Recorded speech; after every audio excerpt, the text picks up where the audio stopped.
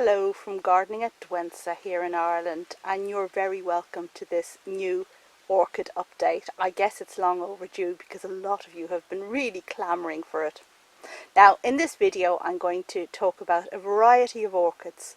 So we have, for example, Cattleyas, which many of you know is my absolute favourite genus, but we also have other things like Gongora, Neofinetia and Oncidiums, of course, as represented here by this glorious Stirbic. So it's a bit of a mixed bag, but I hope to take a bit of time and just talk through my care with each of the ones that I display to you here, and just really we'll take it from there. So I'm outside in the garden. My orchids obviously don't grow out here. I've taken each one out in turn just to present it to you and to benefit from good light so that you can appreciate the blooms or the detail in as best light as possible.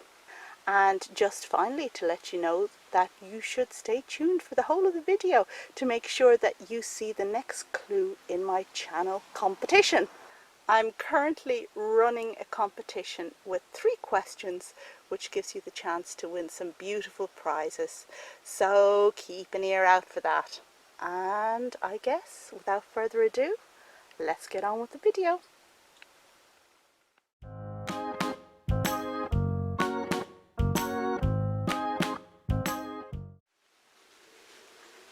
I think a great place to start this video is with my Gongora.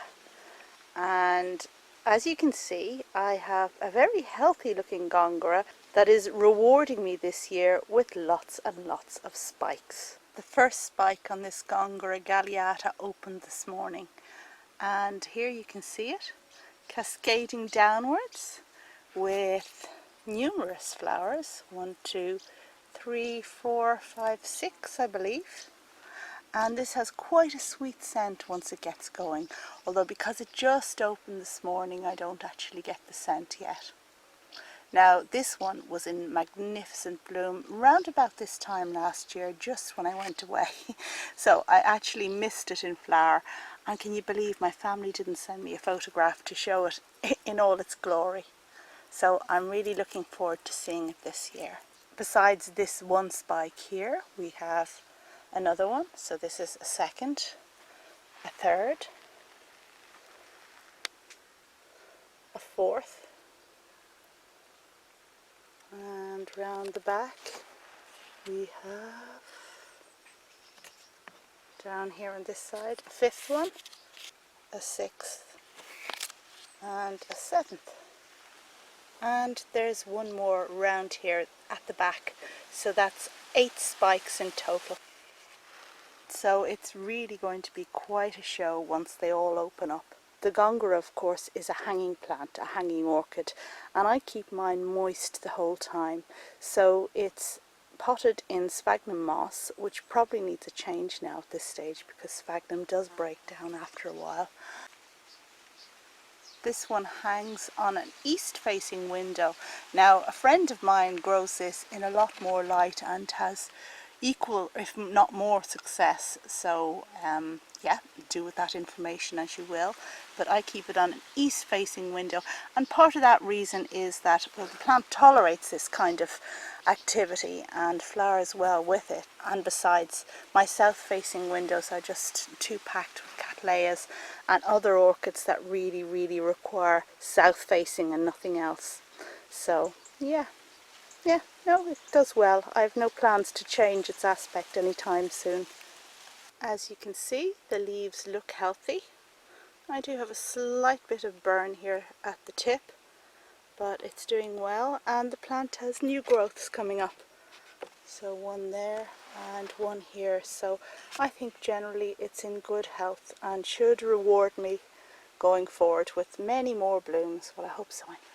The next plant I want to talk to you about today is my Cattleya forbesii, and this plant is now in glorious flower. 2 blooms this year, but wonderful pretty little blooms they are. Now this is a wonderful species Cattleya that's just a little bit different from the others, and it's different in the sense that it requires less light, and also it does seem to require more moisture. So it has these kind of skinny pseudobulbs. And generally speaking, I have a confession to make here, I don't like the Cattleyas with the thin pseudobulbs because this kind of effort, which is an old pseudobulb that has dried up, really do not like that. But I do like this particular Cattleya, and I love the way it tries to flower for me twice a year. Doesn't always succeed, but a 10 out of 10 for effort, I guess. So it's in flower now at the moment, and you can see that the colours are kind of yellowy green with a white funnel-like lip, which looks kind of strange in profile, and then a yellow mottled centre to the lip, and this really is very attractive even if the plant doesn't open up enough for you to see it in full. This is also quite a small plant, so if I just hold my hand in here you get an idea of the scale. So despite this one being quite a mature specimen with lots of pseudobulbs, well, it's still quite small. I did make a separate video about Cattleya forbesii some time ago, and if you stay tuned to the end of this video I'll link to the other one there, so look out for that. So I guess that's just a final glance at this orchid here, and it is really looking gorgeous. The next plant that I want to present to you today is my Neofinetia falcata. Now, there's absolutely lots to say about this particular genus of orchid. I suppose number one being that this is now reclassified as a vanda. So Neofinetia is what I bought it as, or what I was given it as, but it's now a vanda. And it's an orchid that, if we look closely at the flowers, you can see really that there is a lot to be said about it being in the vanda genus. The flowers really do resemble them a lot. They have these magnificent long drooping spurs that are really quite elegant, and the whole plant sits proud on a kind of cushion of moss in this manner. Now, for those of you who don't know about Neofinetias, this may seem a very strange way to grow a plant, let alone an orchid. But it's not my idea, it's not something I thought up, it's the way traditionally Neofinetias were grown in Japan, which is a place where this genus was absolutely adored for so many years. And the traditional way was to first of all use really expensive ceramic pots with fabulous designs on them, and then a cushion of sphagnum moss would sit on top of the, on top of the pot, and then the whole plant would just sit on top of that. So when I got this plant 4 years ago, I decided to try and use the Japanese method of potting, and I potted it up in this manner, and it has done really quite well. So this is the first flowering of a Neofinetia at all, forever, in my collection. I actually only have 2 Neofinetias, and this one was given to me by my friend Liga. Do check out her Potted Jewels channel, and I will link to her channel at the end, because she divided her plant and gave me this one 4 years ago, and I think as a result her plant didn't flower for that length of time, but this very year it has flowered, and the mother plant is a much worthier specimen than this one. It was absolutely covered in amazing flowers when it was in bloom. So I'll link to that video of Liga's at the end, and you too can check out how amazing it was. Round about now I'll be putting up the cultivar name for this particular plant onto the screen, and I do believe it's Korean cultivar, which is why it has 2 cultivar names, one in Korean and one in Japanese, transliterated into English by me on the screen there. I'm just having a little look close up at the flowers. Now this plant is nearing the end of its flowering cycle, so I just barely made it in time to bring it to you. And one thing I will say is that the scent is absolutely amazing.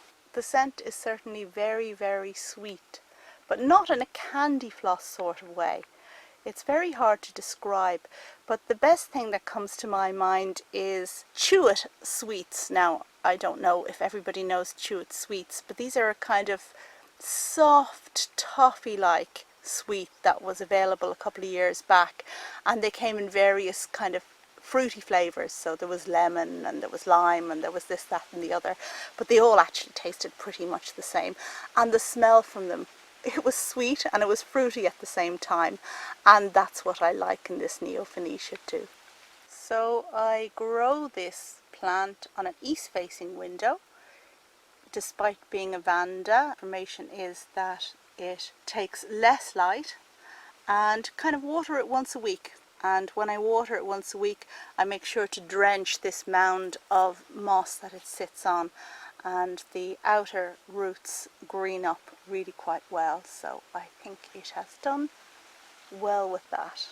And that's all I have to say about my Neofinetia, except that you really should check out Liga's video to see it in full flower, the mother plant. It really was a spectacular thing, and I hope myself that in a few years' time I'll have something that big. But I guess the trick is don't divide them. I now present to you an Oncidium orchid, and this is one that is called Stirbic, and it's one I bought a few years ago as, I guess, a rescue plant from a garden centre. Now, for a lot of these orchids, once they finish flowering, the garden centres tend to sell them off for very cheap prices. So it's a wonderful opportunity to get your hands on quite a glorious orchid. Now, this orchid originally came from Inca Orchids in the Netherlands, and I did an unboxing video from them some while ago because they sent me some of their varieties to try out, and I was delighted to do that because I had observed what wonderful plants they have for sale from just seeing them in various other garden centres. So I've had this plant for a couple of years. It's just coming into flower now at the moment, so the flowers aren't completely open, but you can tell already what wonderful, wonderful flowers they'll be. Deep, rich red and wonderful, wonderful petals. This plant was originally in the Odontoglossum alliance but got renamed some time back, but for those of us who grew up with Odontoglossum, you will recognize the kind of stereotypical flowers here and identify it as such. Twirl around here. So as you can see, I've got two spikes and they're just opening. Now this plant, it did very badly last year. It was very hot last year, and I didn't have enough shade on my plants and it was too hot for them, and Oncidiums, as we all know, like cooler temperatures, and a whole load of them took a nosedive, and this plant pretty much defoliated as a result. You can see the pseudobulbs are still there. It's just the new growth that has leaves. So these two spikes are coming from the new growth. So it really wants to live. It wants to do well, and I'm very happy to accommodate it. Now this is a man-made hybrid, but a lot of Oncidiums, they use mimicry to actually get bees to come in and pollinate them, which means that if you look closely at the centre of the flowers, you can see that it actually acquires or presents the shape of a bee. So the bee thinks that it's one of its own kind of the opposite sex, and I guess tries to mate with it and ends up carrying pollen from one plant to another. So orchids, they really are very clever plants. I mean, look what they've done to us. They've completely trained us to cater to all their needs, to feed them, to water them, to look after them, to guard them against diseases, despite the cost, and despite the cost in time that it takes. So they really are clever plants. Gorgeous. Oncidium Stirbic. Stirbic Red. And here we have the other Oncidium that I want to share with you today. And this one is in full spike. I don't know if you can see it, but we will move in here now.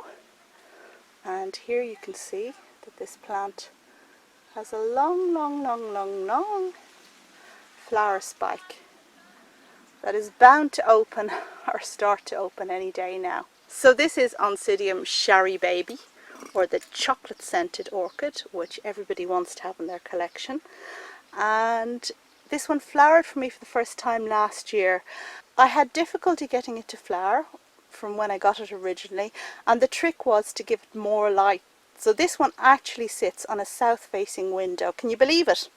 An Oncidium on a south-facing window in summer, but that seems to have done the trick, and I kept it on such again this year, and I have this flower spike. Okay, I can't wait for this one to be in flower because it is a fabulous scent. It's very much of chocolate, and it's also vanilla at the same time.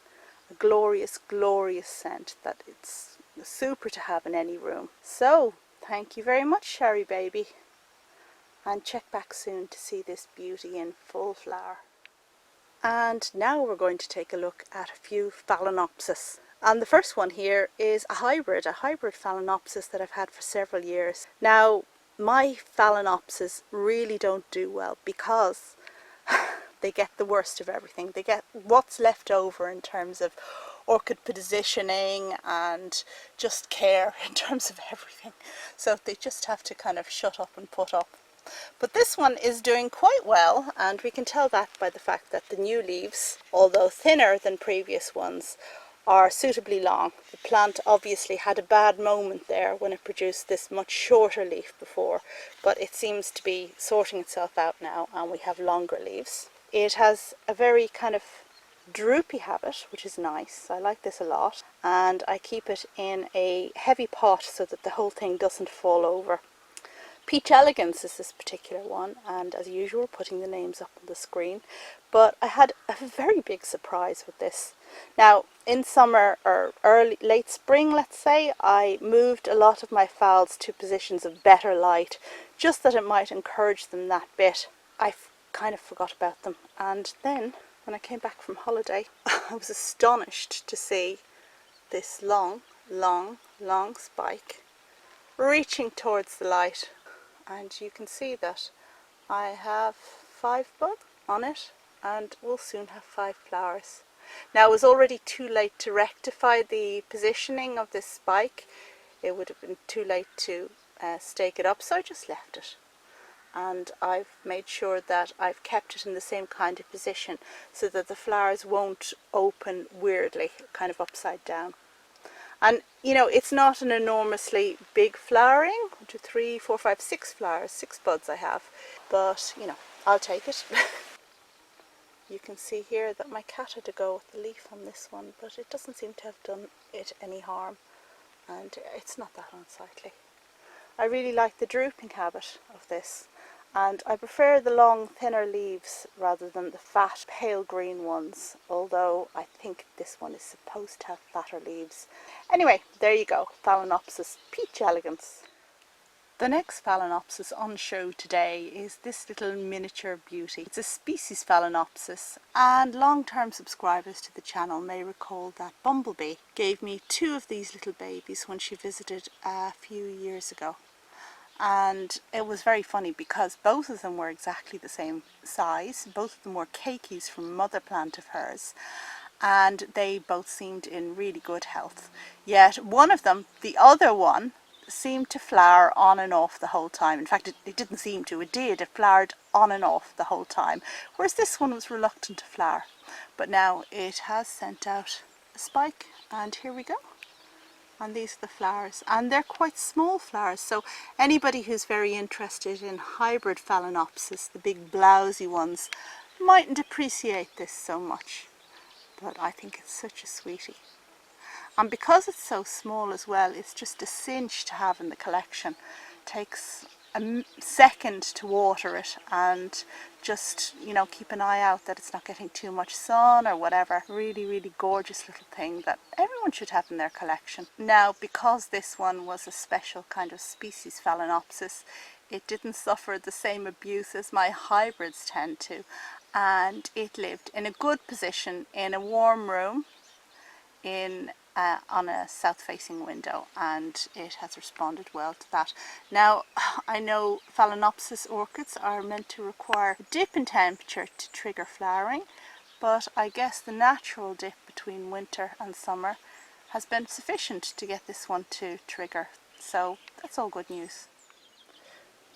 I now have some very exciting fowl news for you, and it relates to this plant we see in front of us here. It's a species cross, a primary cross between corningiana and another species, and I'm putting the name up on the screen.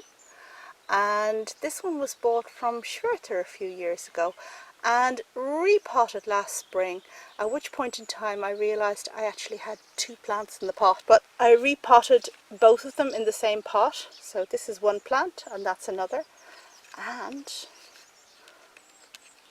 I have this bud, which is really quite well advanced now at this stage and really is going to flower any day soon. And we have a bit of a story behind this orchid. Anyway, I guess this video is going on a bit, so we won't go into it too long, but it's one that my son wanted to get me because he thought I'd like the flowers, so that's really, really nice. And now for a mood change, I guess, with a Masdevallia, my one and only Masdevallia that is growing big and bushy and producing a smattering of flowers the whole absolute time. Now at the moment you can see I have one flower in bloom and two buds, and you can tell from the stems that I haven't yet cleared off how it has been producing a smattering of flowers over the longest time when the weather was really hot, which is completely counterintuitive because Masdevallias need cooler temperatures and they need to be kept moist and all that, which are not the kind of conditions it had here. Well, I do keep it moist, so it's potted in sphagnum down here. It really needs a repot now, and I have it kind of like on a north facing position, so it doesn't get a whole lot of light, but it seems really fine. Now from my point of view, it's a bit, you know, disappointing. We've got all this foliage and just kind of a smattering of flowers, but my husband absolutely loves the flowers. Besides, anyway, I mean, it's not doing any harm, it's minimal maintenance and it just kind of ticks over, so we'll be keeping the Masdevallia for a while. It's a hybrid, which may be why it's such an easy one to take care of. I like the colours. I love orange and pink together. Really, really gorgeous. Next up we have Euchile, and this is a gorgeous miniature plant in the Cattleya alliance that flowers reliably for me at this time every year, perhaps a little bit earlier, and this year it's presenting me with two buds. Now it requires slightly less watering in winter, although I can't say that's really anything I've done regularly. And it produces, oh, the flowers are absolutely amazing, big white with glorious green in the lip, and the size of the flowers compared to the plant is really quite spectacular. So it's a kind of easy, no nonsense plant, and it's one that I've had under my grow light for the last while. Now I do notice I have something like mealy on the plant. If we go in here, you see that fluffy stuff there, and I will spray this afterwards. My collection has suffered from some form of mealy on and off for several months now, and it's really just quite a pain, but I've been spraying and dunking the plants in bleach and it does really well. It gets rid of the mealy, but it keeps coming back, and that's because bleach isn't a systemic insecticide, and if it were to be used successfully, then I guess you'd need to be aware of the mealy's cycle, because it'll kill the parent plant but not the eggs. So I guess if you were to spray or dunk every couple of days, that should probably get the emerging baby mealies, but it's not something I've been able to do. So just recently I've invested in a systemic fungicide and they're all getting sprayed with that. Also within the Cattleya alliance, and also slightly suffering from mealies, is my Iwanagaara Appleblossom, which is a healthy plant producing new growth here. Probably needs a repot because that's right up against the edge of the pot. Meaty pseudobulbs and green leaves, and at the moment it has one sheath here, which I think has something inside. Yes, definitely. So I should get a spike before long. Now this is a nice plant, nice medium-sized flowers that hold themselves very well and are gorgeous in pink and white.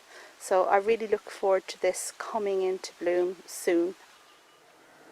And also in the Cattleya alliance we have my Prosthechea cochleata, which is a fine big plant. This is one of the flower spikes and they open from the bottom, so we now have a stem here that has had flowers and it's going up and up, and these are the next ones to come out, and there are buds at the very top.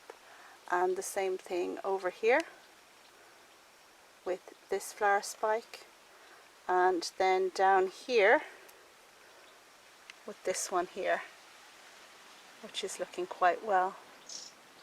So a grand, healthy, fine plant that has done well for me and is, well, it was a seedling when I got it. No nonsense, easy to go orchid, which it was repotted at the wrong time recently, but it was really an emergency repotting because the thing was coming out over the edge of the pot, and I think it has benefited well from that.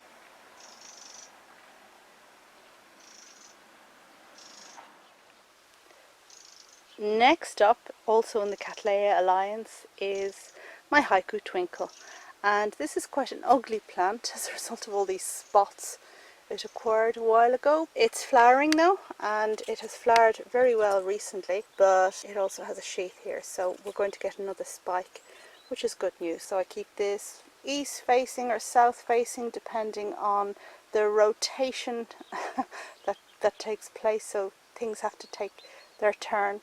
And it has been in isolation for a good while because of the spots, but yeah, it's flowering well. And surprise, surprise, I have a Sailaja Knee actually in flower.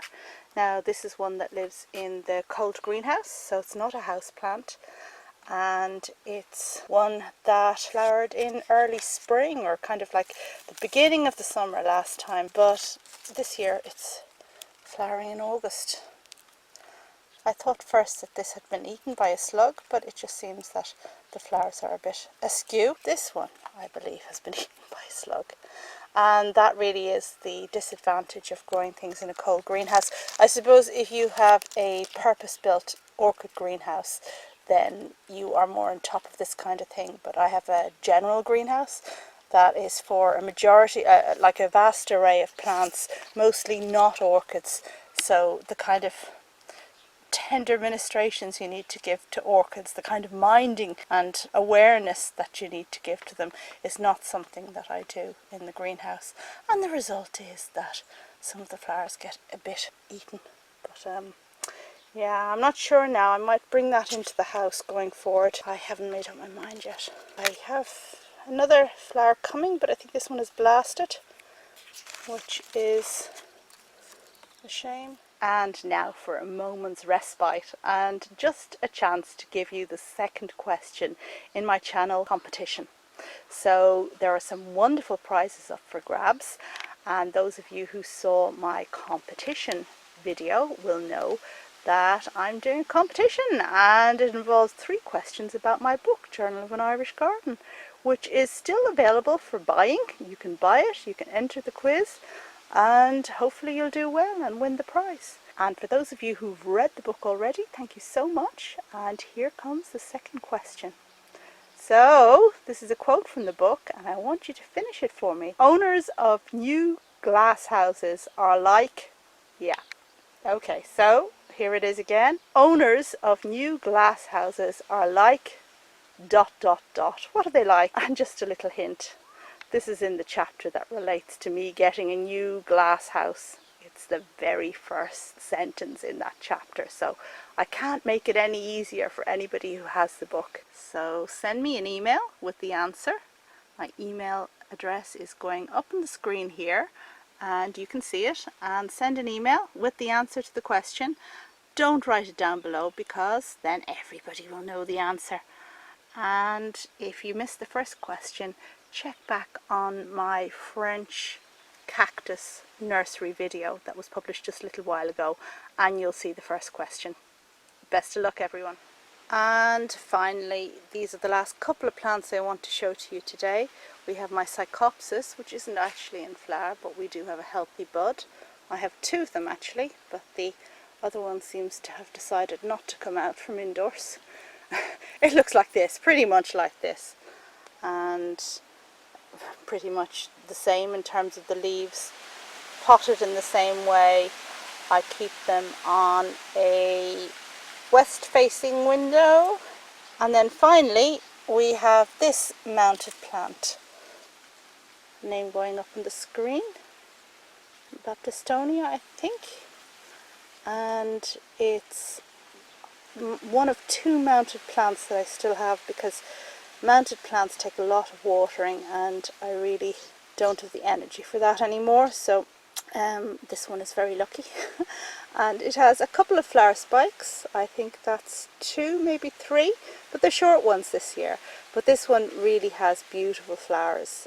They are white with brown centres, and the way they cascade down is really quite spectacular.